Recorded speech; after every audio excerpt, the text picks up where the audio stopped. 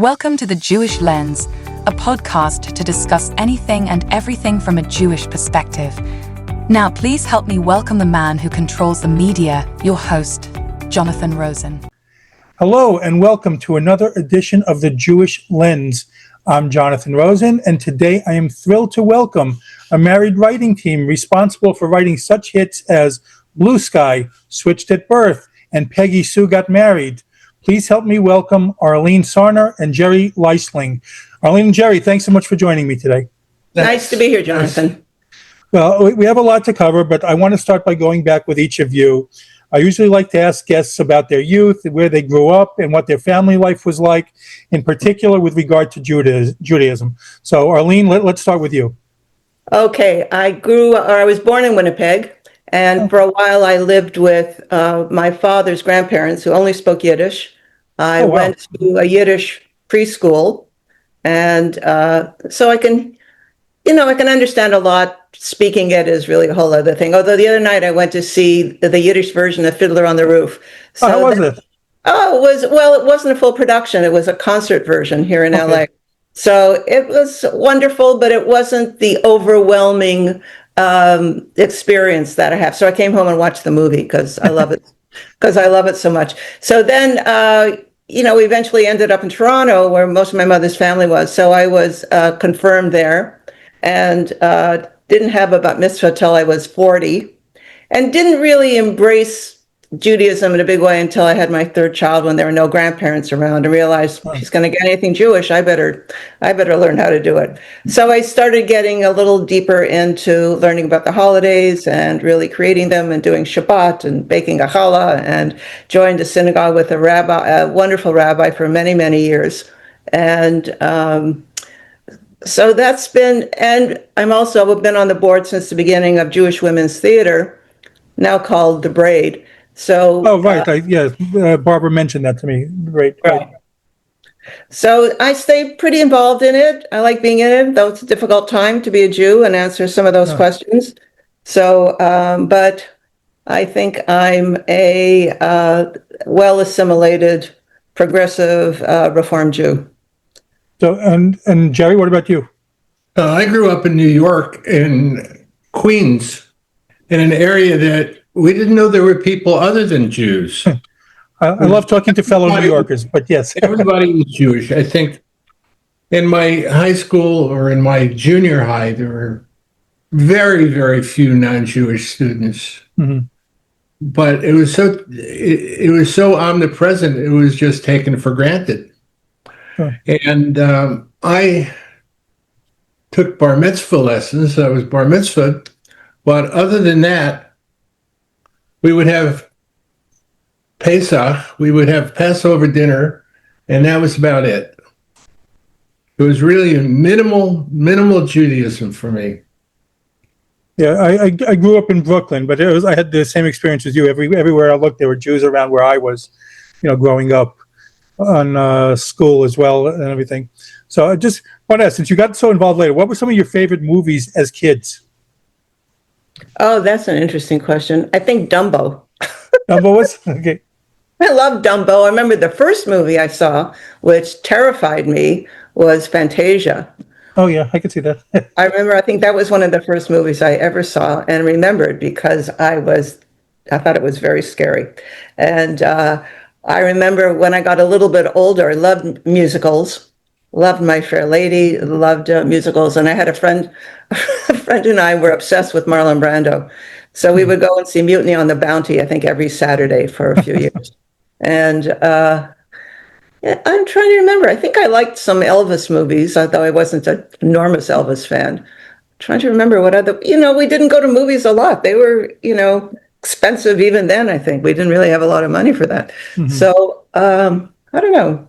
Jerry might have more. Wizard of Oz, for sure, when we finally got a TV, I guess. I never saw it in the theater. No, but the first movie I ever saw was Abbott and Costello Go to Mars.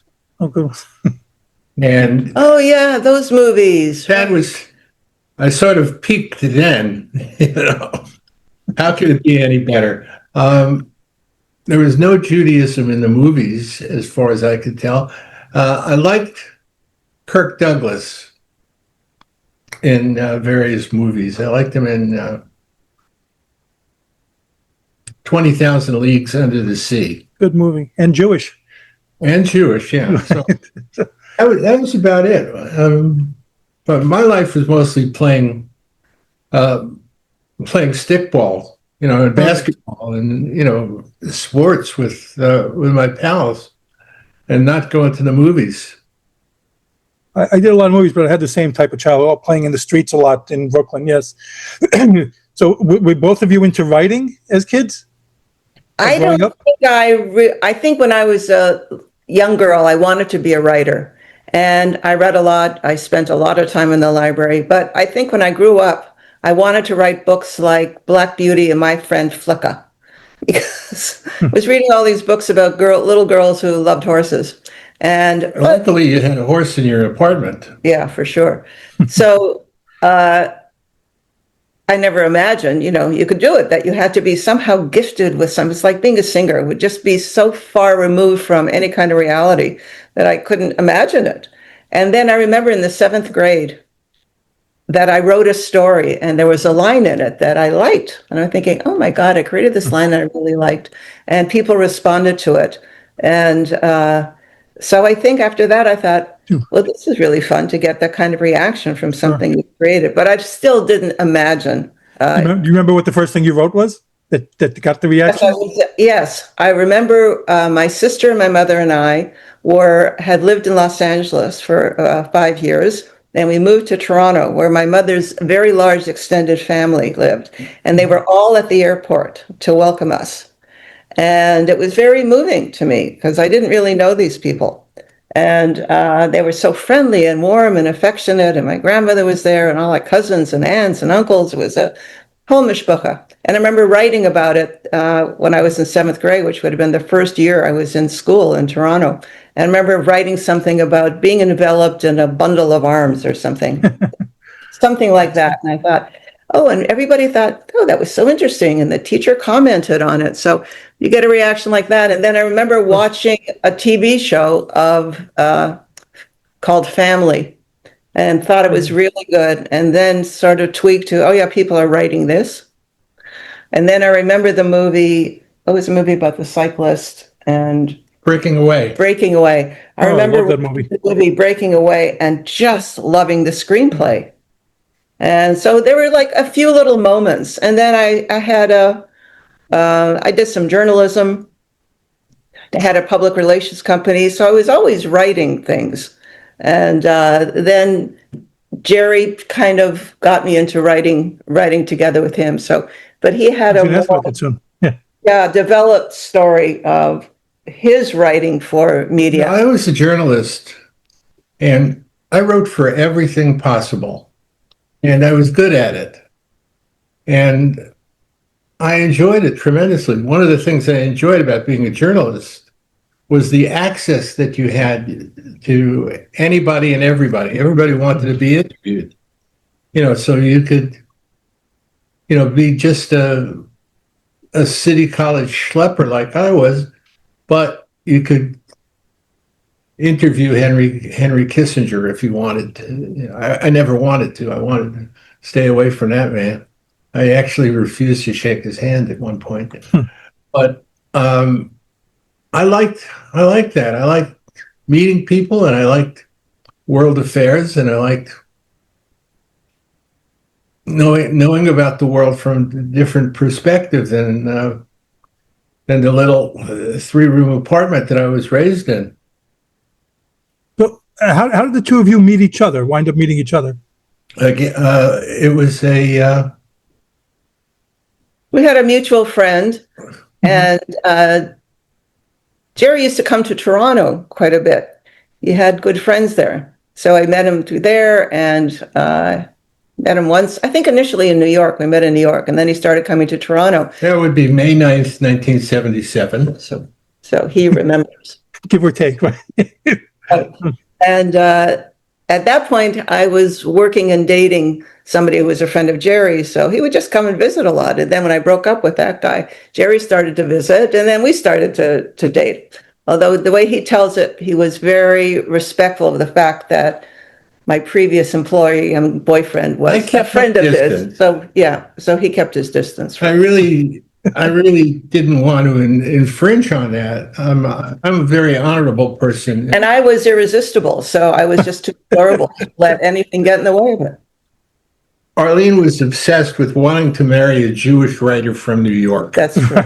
That's what she wanted. That's right. And thank goodness she found me. So what made the two of you decide to like start working together, start writing together? Ben Gordon. Oh yeah, Ben Gordon. Let's mention the illustrious Ben Gordon. Ben was a stand-up comedian and an improv comedian in Toronto, and he got a job. And a comedy writer. He had been a comedy writer in LA, didn't like it, and then moved back to Toronto. Yeah, and then he got a job writing for a TV, barely a TV show called Getting Sexy, which was... No, that's when we went to New York, or went to LA. Oh, okay. So I started working with Ben and... Country music, because the first thing we did, he needed somebody who knew the subject matter, country music, and I, coming from South Queens... A hotbed of country music, right? Yes. Hotbed of country music. I knew the subject matter, and he knew how to write TV. So he taught me how to write TV, and I interjected my insights about country music, and it worked, and it was fun, and I liked writing for TV, and it paid more. The other thing about being a freelance journalist is that it doesn't pay. It pays less than Bupkis. It pays Bup. Isn't that the writing career in general for the most part? Yeah, it is for the most part. So luckily, TV paid more, and I like that. Right. But the man who produced the show, I became friendly with the man who produced the show, and then he was doing one of the very first cable shows for the Playboy channel. And he was living in LA, and he wanted us to come and write it. By then he wanted Jerry to come and write it. So we went to LA, and this was very exciting. Got this. Actually, I think before that, we went to I think it was a meeting that the Writers Guild of Canada had, and the guest speaker was a comedy writer and voice actor named Lorenzo Music. Well known. Oh, yeah. Okay. Yeah, wonderful, wonderful man. So he was, really wonderful. He said, "Oh, you guys should come to LA. We're always looking for writers." And we stayed in touch with Lorenzo. And so that was nice. And then at that point, same point, we got this chance to go and write the show for Harlan Kleiman, the man Jerry had worked for on the country music show. Rest in peace, Yeah, Harlan and Kleiman. Lorenzo. Yeah. So we came But you, to LA. Arlene, you had not been writing yet, right? This is when you first started writing together? No, by then I had written one dramatic radio show. It was my first dramatic writing. That was really fun. And it was called Deadly Development. It's called Deadly Developments, about a killer Nazi camera. And it now has a Facebook page. So it was a CBC radio anthology, horror series. So that was fun. And then Jerry and I wrote a spec script. We decided we were going to write a spec comedy script. So I think we wrote a Taxi, because Lorenzo Music said, "Oh, you should come down, and we're always looking for writers." He's a nice man, but a Wonderful. inveterate liar. People didn't need any more writers. They needed writers so they could chew them up and spit them out. That's what they needed. Right. Anyway, so we came to LA and to work for Harlan Kleiman, and we go to the Warner Hollywood Studios, this revered building where F. Scott Fitzgerald had written, and we got into a room. And it was F. Scott Fitzgerald's office. Right, and the wow. show we were doing was for the new Playboy channel called Getting Sexy.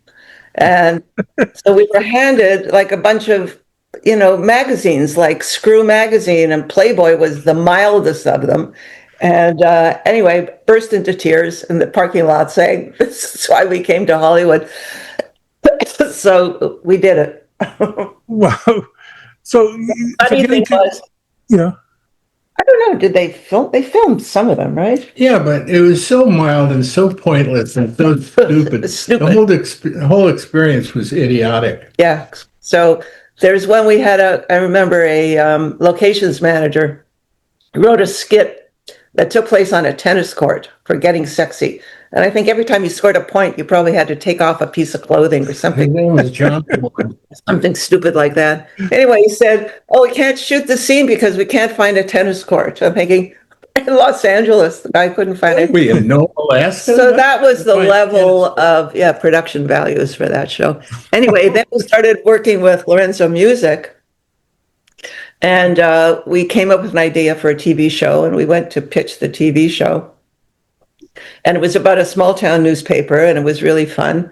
And we went in to have some meetings, and remember the executive said, "This is just too smart. You need to dumb it down." And, we need to write things where, like, people have lampshades on their heads. And we thought, oh, my God, we don't really want to do that. So then we decided we're going to write a movie instead. But by then we had met more people. There are a large group of Canadians down here. In the movie business. They were all in the movie business, and we seemed to be more aligned, I don't know, with them. So intellectually. Right. Right. So we wrote Peggy Sue Got Married as a spec script. I was asking about Peggy Sue in a second, but I'm curious with this because my first published book was not the first thing that I wrote. There were like several others before them. How many other things did you work on before Peggy Sue Got Married? No, that was the first. That was the first thing that you did? Yeah, we wrote a spec comedy script. At the time, I was also working on a anthology series about food before the Food Channel existed. I wanted to do something about food. And but we hadn't really written any. It was the very first screenplay. Wow. So let's talk about Peggy Sue because, love this movie. And I have to say, I think I wrote this to you, Arlene, when I first started exchanging emails with you. I've become friends with Kevin J. O'Connor, who was in the movie. Right, of course. Yes, he's going to watch this when it posts. So tell me the story behind Peggy Sue Got Married. From what I was reading, Arlene, you had the initial idea for it. Is that correct? Well, what happened was we had a party. I was going through a terrible divorce at the time, a long, drawn-out custody battle, horrible divorce, and used to think, oh, my God, if I could do my life over again, I wouldn't marry this person. It was so horrible. And then I thought, if I didn't marry this person, I wouldn't have my 2 children. So, and then so I was kind of obsessed with this idea. And by then we had moved to LA, but the divorce, I think, was still not final. Maybe by then was close to being final. And we also, when we came to LA, we had a party. We had a rock and roll party, and everybody was singing and dancing, and we realized it was, the music was a time machine. So the next day, everybody had such a good time. So we thought, well, we'd either start a religion around this or write a movie about it. So I had started a religion previously in high school, so I had some experience. Right. But this was a different ball of wax, and we had great friends, and we thought about starting a religion around old rock and roll. Or a cult. Cult would be good. Right. So, and this got sold based on a treatment I was reading. Is that correct? No. Okay. I think we did write a treatment, and then we thought, well, you're new writers, so you have to write the whole script. So yes, we wrote the whole script on spec, which is how, at the time, that's how writers broke in. We wrote the script, and people loved the script. Right. The script wasn't changed. I mean, one of the most interesting aspects of Peggy Sue Got Married is that when Francis Coppola, through some strange alchemy, when he was brought on board, he was specifically told he wasn't allowed to in any major way change the script. Now, if you can imagine that the director of The Godfather was told he couldn't change the script, that's the way it happened. Nobody wanted to let him bankrupt another studio. Right. Okay. Yes. So we got very, very lucky, incredibly lucky. We sold Peggy Sue Got Married in 72 hours to producer Ray Stark, who was the champion of the movie. And we got the movie made instantly. Well, not exactly instantly. Well, that's why I want to talk about the production, because I was reading that there were so many changes along the way, like from things in the screenplay to casting to directors. So what was behind the journey? Because there were two directors before Coppola, right? Right. The Not first really. director was Jonathan Demme. We went to We met Jonathan. met Jonathan's Jonathan a great Demme. guy. Yeah, he was great. And we got Deborah Winger. And Deborah Winger and Jonathan Demme didn't get along. Oil and water. Oil and water. And Did you see that? Did you see the friction? A little bit. It wasn't a lot of it. It happened pretty quickly. And Jonathan had just come off of Swing Shift, where he'd had kind of battles with Goldie Hawn on it. And he realized the actor was always going to win. So he pretty quickly left the project. So then we're left with the star Deborah Winger and no director. And then Deborah Winger brought on her friend Penny Marshall.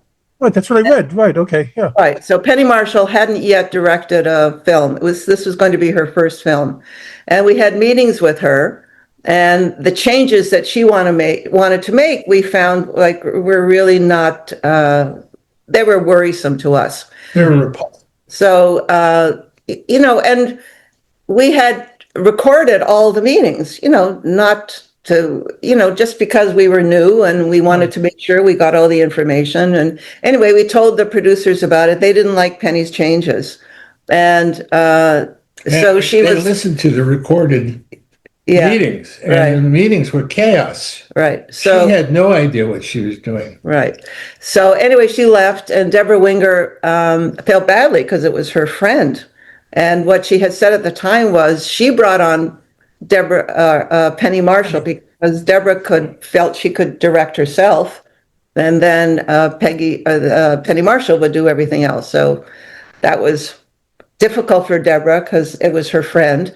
So then there was, people thought, "Oh my God, you're crazy! You had a go movie, and now you're complaining." And So what are you feeling at this time? Are you like we thought, panicking? we thought we killed the movie. We got notes like, "You're first-time writers. What do you know?" And we thought, well, we're first-time human beings, and this was not going to work.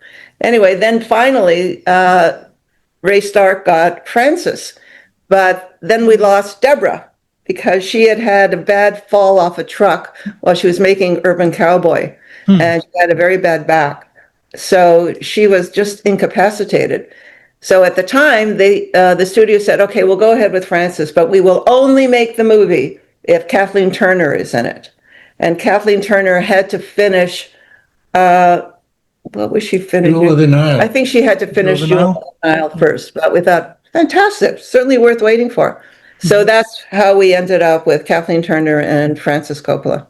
That's amazing. So as a screenwriter, you mentioned some of the things with directors. How much say did you have in everything? Do you have any say in director or casting or at all? Not really. I mean, they asked us about things and we were new and we were thrilled. I'm not sure there was anything we really disagreed on except for some of Penny Marshall's notes. Do you remember what the notes were? We did have some say. We basically threatened to quit if Penny Marshall was going to direct this movie. I said, this is our baby, and I'm not going to take part in its dismemberment. Right. Well, do you remember what her suggestions were? Oh, that it would be set in the Bronx and that Peggy Sue would get stoned at the dentist. Okay. And pass out because of nitrous. How much of the original script was left intact? Was it mostly left intact? Most of it. There were really minor changes. By the time it got filmed, all of the original script it was pretty much was intact. Yeah. And Francis Coppola or any other director, Ray Stark forbid changes. Ray Stark was the hero in this whole thing. He had a reputation of being a very tough guy, and he was, but he wouldn't give Francis a free hand. He said, "You direct the script. Don't take it in any strange directions," and he didn't. So, and this is your first movie. So what's that feeling for you that you do have someone who's done things like Francis Ford Coppola on to direct? What was like elation? I mean, First of all, meeting Francis, we went out to his farm in Napa Valley. It's a fantastic place. Mm-hmm. So we felt, felt kind of otherworldly. Kept pitching ourselves. First-time screenwriters. just, it was one of those Cinderella stories, captured lightning in a bottle, never to happen again. But it was one of those stories. So we felt, incredible and thrilled and excited. And it was a wonderful time. Were you on the set? Were you on the set a lot, both of you, or no? Pardon? Were you on the set a lot? Yeah. No, we were on the set for the first few days and then the last day. It's not that interesting. Wasn't that interesting to me. So we weren't there. No, we weren't there a lot. We were there a few days. We were there, but we were there. on the set. It was fun. That was the fun part, just watching at a distance. But I've got to say that one of the things that strikes me now is that it would have been an exceptional individual to go through all of this and retain the integrity of the script. But luckily, Arlene and I had each other and said we would buttress our commitment to retaining the integrity of the script. So we wouldn't allow that. So we got lucky and people backed us up. That's good. That's great. Good for you. Especially when they heard the cassette recordings. Do you still have the cassette recordings of all the meetings? No, yes, I can't imagine where they are. I don't know where they are, but I think they might be around. They might be around. That'd be great for the garage. Great for you to have one for one day. So famously, it's been said that for one, Kathleen Turner and Nicolas Cage didn't get along, and that there was a lot of worry about the voice that Nicolas Cage chose to use. So that the studio even pushed Coppola to replace Cage at one point. Did you see any of that? Did you feel that yourselves? Yeah, and I think part of the problem is that Nicholas had just come off of doing Birdie, and he had some teeth removed. I don't know why. He was a Vietnam vet in that movie, and he had some teeth removed like the character did. So he would come to rehearsals with, he was trying out different dentures, and I think they weren't comfortable, and I think that affected his voice. And I think he also... I don't know where I got this from. I think he wanted to be the voice of Gumby. Something I think like Pokey. I read Pokey. Pokey, yes. It was just something bizarre. And he had a strange idea of what a 40-year-old man sounded like. He sounded like an 80-year-old guy. Yeah. And then the teenage Charlie felt like, I don't know, too young or something. So he never really quite found the voice. But anyway, it was charming. But I'm a big Cage fan, but some of the things are bizarre that I always read. So it's like, what are your thoughts during this time? Like, are you thinking like, oh my God, this is going to ruin my movie? No, I think we were just too excited to Put it this way, we cashed the check. That was a great thing because it was a big check at the time. It was kind of a, well up there in the records for first scripts. Cashed the check, and we were happy the movie was being made. Yeah, Francis Coppola was directing it. It wants to be bad. Francis was great. Francis was like, Nick Cage was on another planet. Yeah, he was. It just went along like that. Yeah, but meeting Francis the first time is, that's an experience. He's like such a larger than life, amazing character. He's like Falstaff. He's just great. And I remember at the time it was the beginning of chat rooms. So every night after we finished working, Jerry wasn't that interested in it, but every night Francis and I would sit and we would enter chat rooms and we pretended to be like a young woman and like flirting with people on his chat room. So even then, he was really interested in the future, technology, and he had He also was a horny old goat. He was having something going on with a woman who had a tail. That was fun. That's good. So, how about with Kathleen Turner? Have you good experiences with her, or any interaction? No, we didn't have that much interaction with her. She was, I think she spent a lot of time not with, I don't recall spending a lot of time with the cast or the crew. I think she just spent a lot of time on her own. And, but I thought she did a great job. I was always thrilled with her. And she was lovely to us. I think, but Nick Cage, I think Nick Cage at the time was having a great time with Nick Carey, or with Jim Carrey, and they were carrying on and having fun. And She was just, I think, more serious about the work, maybe. Nick and mischievous. They were very mischievous. Yeah. Very.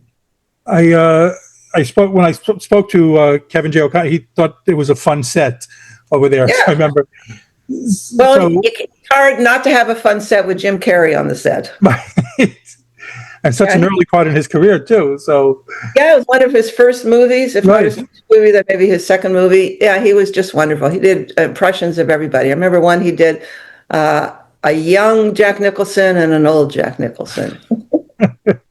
He was just great. Yeah, he was wonderful. At any point, did you think that it was going to be a hit? Oh, all the time we thought it was going to be a hit. Did you? The whole thing? I don't know if anybody knows, but we sure hoped. We hoped it would. We thought, I don't know what we thought about it, frankly. I think we were just still in a, dreamscape, so hoping it would be. The irony, I'll tell you, the irony is the week it opened, Penny Marshall had gone on to direct Jumpin' Jack Flash. And the week it came out, her movie made more money than our movie. We were 1 and 2. I think she got some satisfaction out of that. I'm sure. But your movie comes out, right? It becomes a big hit. How do your life start to change immediately? Did you see it right off? Well, yeah, I think right off we got a lot of phone calls. We got a lot of phone calls even the day we sold it. That we got home and all of a sudden we didn't have an agent at the time we sold it. So we got a lot of calls from agents and lawyers and, meetings with every studio executive, and it was welcome to Hollywood. And so it was a very busy dream time for sure. So how did our lives change? I think they changed professionally. I think, we stepped up the ladder in a fairly significant way. So we felt very lucky. We got offered a lot of stuff. And we had a wonderful The studios contacted you a lot to start pitching things to you? Yeah, and we had good agents and we were well represented. And we were in demand. We were in demand. It was that. And I think, if you have a hit movie, you get a kind of wonderful grace period for about 5 years. You can just, you can. But I remember, I think I still have this little clipping where we were described as Hollywood's hottest screenwriters. That's great. Yeah. So a few years back, there was talk of a Peggy Sue musical. Is that going to happen? We had a Peggy Sue musical, and it ran in London for a couple of weeks right before 9/11. It was terrible what happened. We opened the show. The show was wonderful. It had great reviews. It had money in the bank. It was sold out for 6 months. Sold out. It could have run for a couple of years. And then 9/11 happened, and it destroyed like 15 or 20 shows in London and maybe 20 shows in New York. There was no air travel. Right, and about 80% of West End London shows are American tourists. So, and the headlines in London were, "Don't come into London, they're going to bomb us next." So there was no air travel. And anyway, so since then we've been trying to revive it, and it looks like we have a new director, and so we may have another production, but it's been of the musical. So it's been a real heartache because it was doing so well. So oddly enough, this is a truth. It was originally designed. Peggy Sue was originally designed or created as a stage musical. That's what you had in mind originally? Yeah. Yeah. But then we thought it's too hard to do a musical. We'll do a movie instead because it's so much easier. Nothing's easy. That's for sure. So to move on for a second, I mean, your next big film was Blue Sky with Tommy Lee Jones and Jessica Lange. So how did you get involved with that? Because it was another writer's story, right? It was Ramala Laurie Stagner's story? Yeah, Ramala Laurie, that's right. Her family's. That was her parents' story. Yeah. And we were brought in, I think, at Orion. Was being run by Mike Medavoy at the time. And a friend of ours was they were looking for writers to rewrite it. And a guy I was playing tennis with brought us in. So, we were brought in, which was wonderful. Right. And to work with Tony Richardson, it was his last movie. Right. And Yeah. Jessica Lange was, she was just fabulous and won an Oscar for it. Oh. So it was a, very different kind of movie for sure. Yeah. And shot in Alabama, which was we shot there in the summer and it was very hot. And there was a country club that Tommy Lee Jones belonged to and Jessica Lange belonged to. But they were invited guests. They were invited as guests, right. But the producers were Jewish and the club was restricted. And Jessica and Tommy Lee Jones said, we're not coming to this club unless you let in Jews. So they kind of made a big fuss about it. And they were also allowed in as guests. I don't know if it changed their policy, but it was something that was still existing then. Incredible. Wow. And good for them. Good for Jessica Lange and Tommy Lee Jones. But she wins the Oscar. Jessica Lange wins the Oscar. Her performance was great. But how just gratifying is it for you that something that you wrote helped win someone an Oscar? Well, it's great, except of her acceptance speech. She never mentions the writers. I mean, she says thank you to the writers. She doesn't name us. So what we wanted the writers, of course. Said the writers, of course. So when she won the Golden Globe, we were going to send her flowers that said, "Dear Jessica, we became writers to stay out of the limelight. Thank you so much for fulfilling our dreams." For keeping us there, right? I'd like to thank the writers. It was disappointing because she just said, "Oh yeah, and I want to thank the writers, of course." I think it's because nobody can pronounce Leichtling. I think that must be it. Yes, ought to be it, because they have to do their research. Yeah. So, out of the movies you've written, I'm just curious that which actor or actress has come closest to what you envisioned, and which was farthest away from what you had in mind when you were writing? Boy, that's an interesting question. Kevin J. O'Connor. I'll be pleased to hear He's that. our guy. I'm serious. He was a revelation. He had submitted a audition tape, and then got cast in the movie, and he was just brilliant. Yeah, he was just wonderful. He was just wonderfully brilliant, and we couldn't have asked for more. He was great in that part. I can still see his smiling face right now. So Jerry, when he was a young man, worked for, tell him your story. Who's the poet you worked for? Allen Ginsberg. Right. So Jerry had worked for Allen Ginsberg, so a little bit of that got onto that character. I was a guitarist at that time. I mean, it was one of the many wonderful attributes I have. But I accompanied Allen Ginsberg on, his readings, and I would play guitar, and he would sing his William Blake songs and his own mantra songs, his Hindu mantra songs. So that was a great education because I got to meet all the living beatniks, and that was a trip and a half. Right. So that's where that character came from. And the other good part about it was when I'd accompany Alan, we'd go around to a college campus. He'd pick up boys and I'd pick up the girls. I had a good time with that. So, and who was the furthest away? I'm sorry. Which actor was the furthest away from what you had in mind? Who we imagined in the cast? Oh, I don't know. Nobody. We got a good cast. We got a beautiful movie. Yeah, I can't even think of who we would recast. So let me ask you about Switched at Birth. Not a bad cast there. You had Melissa Gilbert and Rosanna Arquette. So tell me about that movie a little bit and what led to writing it. Well, that's a good story. So there was one of the very first apps or search engines was something called LexisNexis. Mm-hmm. And Lexis was created for lawyers, and it had all of the legal information. And they started one called Nexus, which was like pre-Google, but it accessed newspapers and magazines. So I would just search it, looking for headlines that had some. So I found one about a switched at birth story that happened in South Africa.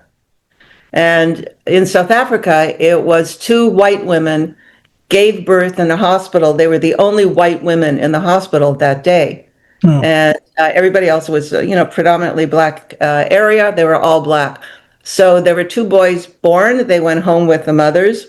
the wrong, not their biological mothers. And when one of them was about 4 years old, the mother's boyfriend at the time said, "I don't want to pay alimony. I don't think I'm the father of this child. I want a DNA test." So they had a DNA test, and it turned out not only was that guy not the father, the woman was not the mother. So Wow. yeah, that was a big wow. So they go back to the hospital and say, "Look, there's been a mistake here." So they reached out to the other family, and the two mothers and the two sons met, and they got off the bus and saw their other sons, their biological sons, and knew immediately because, the physical similarities were so apparent. But because the boys were about 3 or 4 by then, they elected to keep the kid they were raising. They did not change back. So they became very close. They sued the hospital. They got a lot of money. And the unfortunate part is there was one boy who was really smart, and he was living with a really dumb, racist mother. He was really smart. And when I saw him, he was 7 years old. So I interviewed them, which I'll never forget. It was the day Princess Diana died. 97. So most of the time we were, watching TV. So I was talking to the little boy, and the mother was so stupid and ignorant. She was not even too lazy to send him to school. So I interviewed him in the backyard. I said, "Well, what do you," and he knew about his biological mother because they would visit back and forth. I said, "Well, what do you do when you think about this?" He said, "He just screams. He's really not happy being there." But the sad, amazing part is that when Arlene went to leave, Right. I had a taxi. The taxi came, and the little boy jumped into the taxi with a little suitcase and said, "Please take me with you." Oh my, wow. Gosh. And his sister, who had the same mother, different father, also said, "Please take me with you." So the following week, I had to go visit the other family. The other family was, middle class, mostly teachers, but they were raising a kid who wasn't that smart, but who was having a great life. And the grandmother was the matriarch, and I said, "Look, it's none of my business, but you need to get that other kid out of there."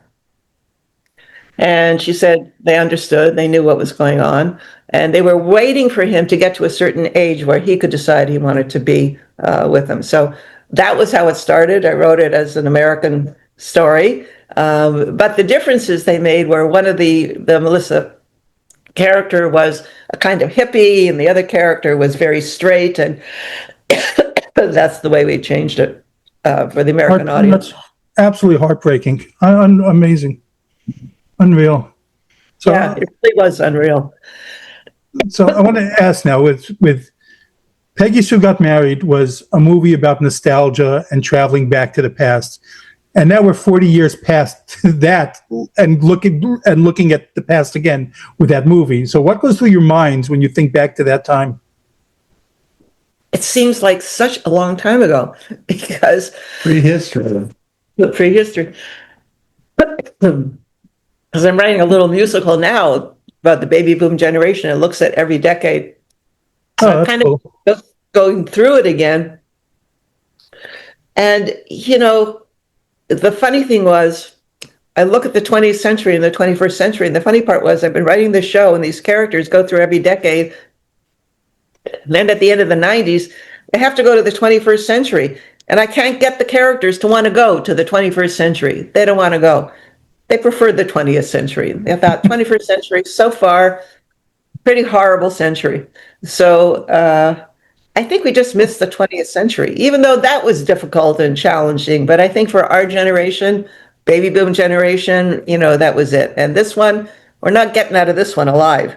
So we think differently. Well, one thing that's interesting is that 40 years ago, when a lot of this discussion was predicated on, we had no Jewish consciousness in the telling of the stories. There was no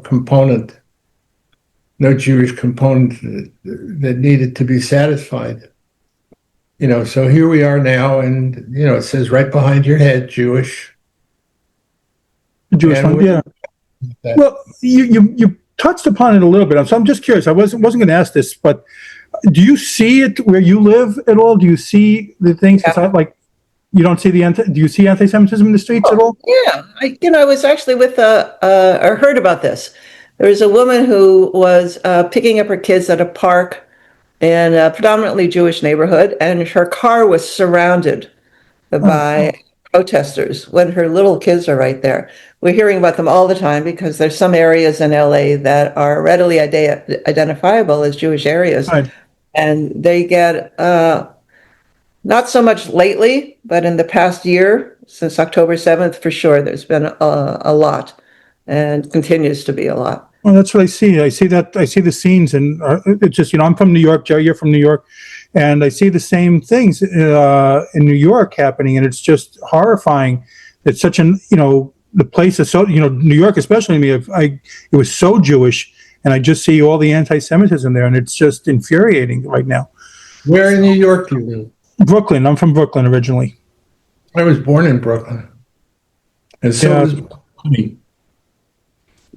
Yeah, it's just terrifying what you see now going on in the streets. But yeah, let me get back to you now. So I want to ask there too is if since it's such a time travel movie, always curious if you could each go back to the past. Is there any particular life event that you choose to relive? Choose to relive. I think a great moment was Peggy Sue closing the New York Film Festival. So that was its real American premiere, and that was really pretty thrilling.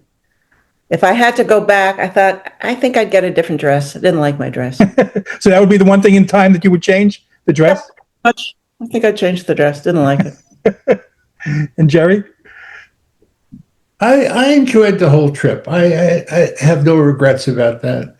Peggy Sue was a delight. It was an amazing, transformative experience, and I wouldn't do anything differently. Now, we're coming up on the 40th anniversary next year. Any plans for anything for that? Well, we hope we'll have the musical up by then. Yeah, I hope so too. Yeah, hope so. So fingers crossed. I do. It's a fun movie. Not only have access to the money to mount the stage production. Let's see if it happens. There's so many things that can go wrong. Well, I hope so. If it, once it happens, we'll have to have you back on. We'll discuss the play. So Happy to. How can people follow you on social media? Do you have social media accounts that people can follow you? I just have Facebook, and I'm just on Facebook. We don't have any Peggy Sue things. I'm sure other people do. I think there are some Peggy Sue stuff. Some groups.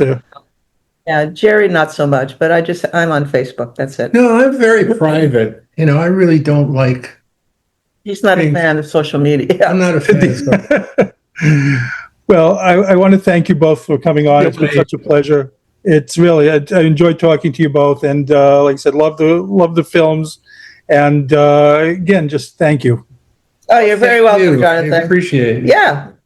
Very pleasant experience. Let me sign us off. All right, again, this has been The Jewish Lens. I'm Jonathan Rosen. Again, a very special thanks to Arlene Sarner and Jerry Leichtling, and please like, comment, and subscribe. Thanks for tuning in to The Jewish Lens, where all items used was strictly kosher.